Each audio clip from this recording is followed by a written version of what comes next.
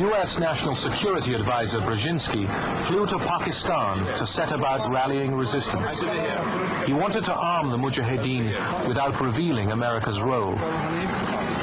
On the Afghan border near the Khyber Pass, he urged the soldiers of God to redouble their efforts. We know of their deep belief in God. We are confident that their struggle will succeed. That land over there is yours. You'll go back to it one day because your fight will prevail and you'll have your homes and your mosques back again because your cause is right and God is on your side.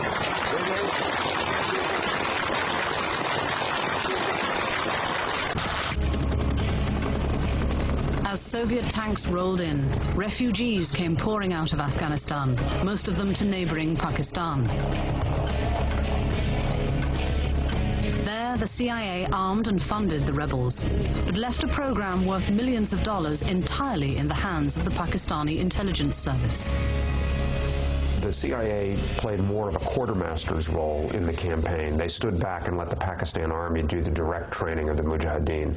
This was something that the Pakistanis insisted upon, and it also suited the Americans, who looked at the politics of the jihad and essentially said, no more hearts and minds for us. If the Pakistanis want to decide who the political winners and losers ought to be, which guerrilla leaders ought to get the most guns and money, that's fine. Let them decide it.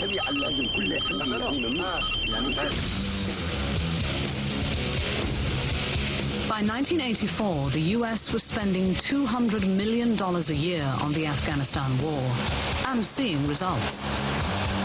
After 5 years, stalemate. President Ronald Reagan and CIA Director William Casey decided to triple the budget for weapons to the Mujahideen. When the Stinger was deployed, and it was the only U.S. weapon system that had been used in the conflict, it was quite controversial that we were using that weapon system. Within the first few days of being deployed, 3 helicopters were shot down. It had a tremendous impact on Soviet military planning.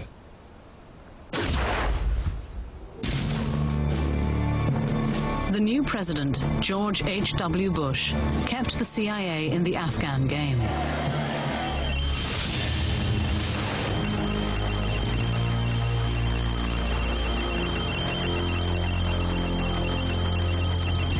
It appears that at some point, according to Ahmed Rashid, the Pakistani ISI, the intelligence agency, introduced Osama bin Laden to the leaders of the Taliban.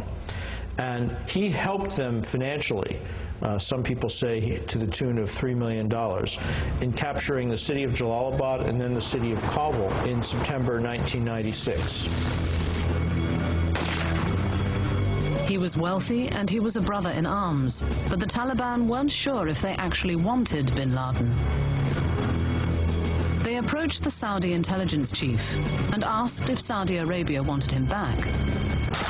The Saudi royal family wanted to build a Muslim army known as the Mujahideen to defend Islam and force the Russians out. They turned to their trusted advisors, the bin Ladens, who offered up a lanky 21-year-old named Osama. The man who personally chose Osama bin Laden to build that army would also become his mentor, Saudi Prince Turki Al Faisal. On British television, he reminisced about the young bin Laden. In those days, he was a young man who had committed himself to helping the Afghan Mujahideen liberate themselves from the Soviet occupation of Afghanistan. He provided an important element to the Taliban's final offensive against Kabul in two forms. First, field-grade, non-com type insurgent officers, insurgent fighters who had come with him from Sudan or from elsewhere in the world.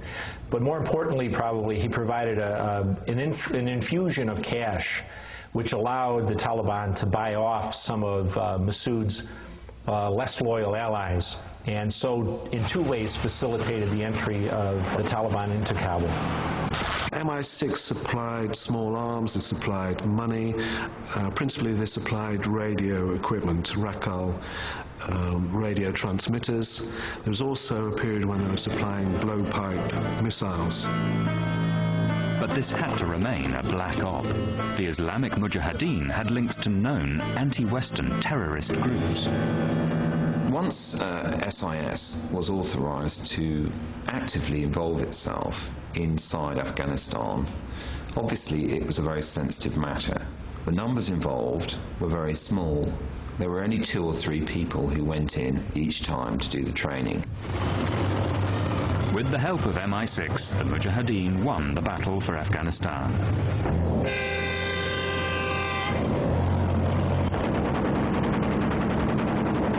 But at the end of the campaign, what do you do with all these guerrillas that have been recruited and are highly trained? You have thousands of guerrillas in Afghanistan, nowhere to go.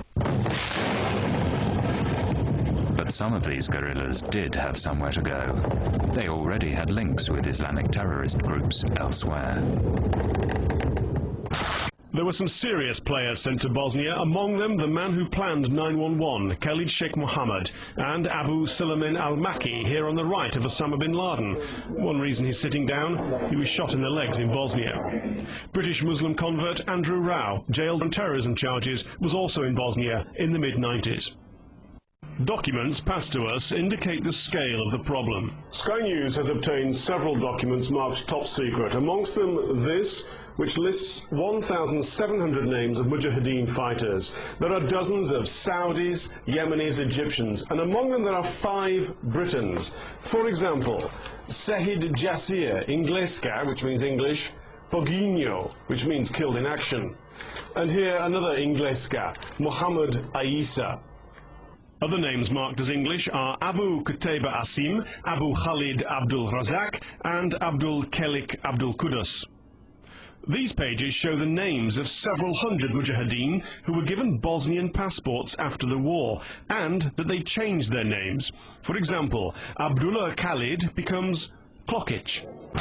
It's quite clear and apparent that MI6 was involved, to what degree we do not know, but certainly was involved to some extent with groups that were part of the Al-Qaeda network. But this is definitely something MI6 won't talk about.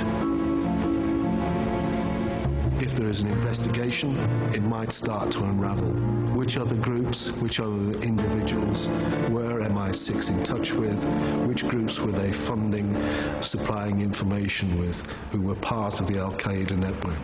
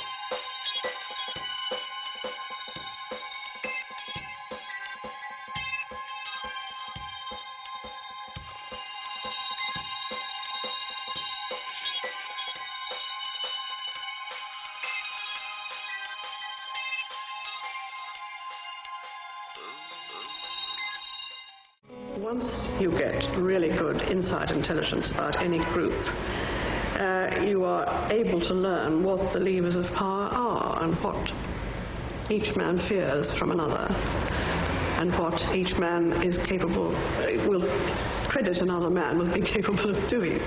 It's all a matter of inside knowledge. This insider knowledge, designed to divide and rule Al-Qaeda, was honed during 20 years of special operations in Northern Ireland.